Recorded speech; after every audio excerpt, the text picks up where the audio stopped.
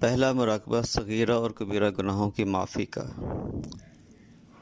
حضرت انس بن مالک رضی اللہ عنہ سے روایت ہے کہ نبی اکرم صلی اللہ علیہ وآلہ وسلم نے فرمایا کہ تمام بنی آدم بہت خطا کار ہے، لیکن ان خطا کاروں میں بہتر وہ ہیں جو بار بار توبہ کرنے والے ہیں۔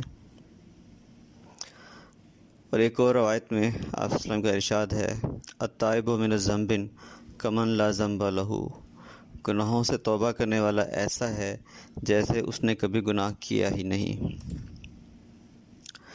گناہ انسانی دل پر ایک سیاہ نقطے کی شکل میں غفلت کا پردہ ڈالتے ہیں۔ شیطان اپنے خبیث عمل سے اس سیاہ نقطے میں اضافہ کرتا چلا جاتا ہے۔ یہ سیاہ نقطہ اللہ رب العزت کی معرفت سے حجاب پیدا کرتا ہے۔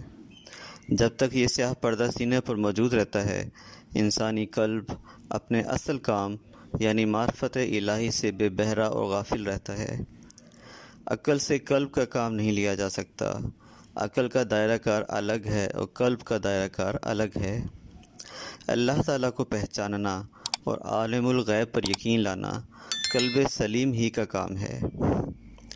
اس پہلے مراقبے میں انسان اللہ سے رو رو کر معافی طلب کرے اور آنکھیں زبان بند کر کے مراقبے کی شکل میں بیٹھ کر نیت کرے کہ فیض روحانی نورانی لہروں کی شکل میں عرش معلیٰ سے حضرت محمد صلی اللہ علیہ وسلم کے قلب مبارک سے ہوتا ہوا اس کے قلب میں داخل ہو رہا ہے۔ اس فیض کے اثرات یہ ہیں کہ انسان کو اپنے گناہ نظر آنا شروع ہو جاتے ہیں۔ اس سے پہلے محض وہ دوسروں کے گناہ دیکھتا تھا، اپنے آپ کو پاک و صاف سمجھتا تھا۔ اس مراقبے سے اپنی غلطیاں نظر آتی ہیں اور ندامت کے آنسو بہانے کی توفیق ملتی ہے۔ گناہوں سے نفرت پیدا ہو جاتی ہے اور تمام نفسانی خواہشات اور شہوات اور شیطان مردود کی ڈالی ہوئی تمام غلاظتوں سے رغبت ختم ہو جاتی ہے اور زندگی کی اصلاح اور تعمیر کا عمل شروع ہو جاتا ہے۔ یہ بنیادی مراقبہ ہے۔ اس سے سینے کے سیاہ داغ صاف ہو جاتے ہیں جو لطائف پر گرد و غبار کی صورت میں جمع ہوتے ہیں۔ تصفیہ قلب حاصل ہوتا ہے اور تزکیہ باطن شروع ہو جاتا ہے۔ روحانی مشاہدات نصیب ہوتے ہیں اور روحانی بصیرت و بصارت حاصل ہو جاتی ہے۔ ہر وہ چیز جو سنت کے خلاف ہے وہ گناہ ہے، اور سنت رسول صلی اللہ علیہ وسلم اس فطری کردار کا اعلیٰ ترین نمونہ ہے جو پیغمبروں کے کردار میں مبعوث کر دی گئی، اور جس پر شیطان کو گندگی ڈالنے کی نہ جرأت ہوتی ہے اور نہ ہی اجازت ہے۔ یہی فطرت ہر انسان میں موجود ہے۔ جب لطائف کا زنگ اترتا ہے تو فطری رنگ چمک اٹھتا ہے۔ پھر کردار سازی اور تعمیر سیرت کے لیے لمبے لمبے لیکچرز اور کتابیں پڑھنے کی ضرورت نہیں رہتی، بلکہ فطرت خود بخود کرتی ہے لالے کی حنا بندی۔ فیوز کی آمد سے گرد و غبار کے اندھیرے چھٹ جاتے ہیں اور کردار کا ماہتاب پوری آب و تاب سے جلوہ گر ہو کر باقی معاشرے کے لیے شمع نور اور اسوہ حسنہ بن جاتا ہے۔ ابتدا میں مراقبے کا وقت 1 گھنٹہ ہے۔ اپنی کوتاہیوں کو یاد کرے اور اللہ کی رحمت کی طرف آس لگائے۔ کوئی گناہ ایسا نہیں ہے جو معاف نہ ہو۔ اللہ تمام کے تمام گناہ معاف کرنے پر قادر ہے۔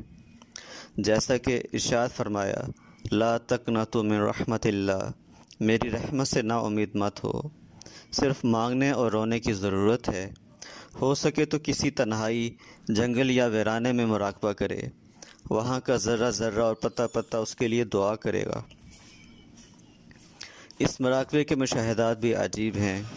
بعض اوقات نامہ اعمال سامنے کر دیا جاتا ہے، بعض اوقات کعبہ پاک، روضہ مبارک اور سرور کونین صلی اللہ علیہ وسلم کی زیارت نصیب ہو جاتی ہے، جو اس بات کی علامت ہے کہ معافی ملنے کا عمل شروع ہو چکا ہے۔ اس مراقبے میں تمام گناہ ایک فلم کی شکل میں نظر آتے ہیں، اور بعض اوقات انسان پریشان ہو جاتا ہے کہ اتنے گناہ میں نے کیے، مجھ جیسا گناہگار اس پوری کائنات میں نہیں ہے۔ جب گناہوں کی فلم آنکھوں کے سامنے چلتی ہے تو یہی موقع ہوتا ہے کہ ایک ایک غلطی کی معافی رو رو کر مانگ لی جائے۔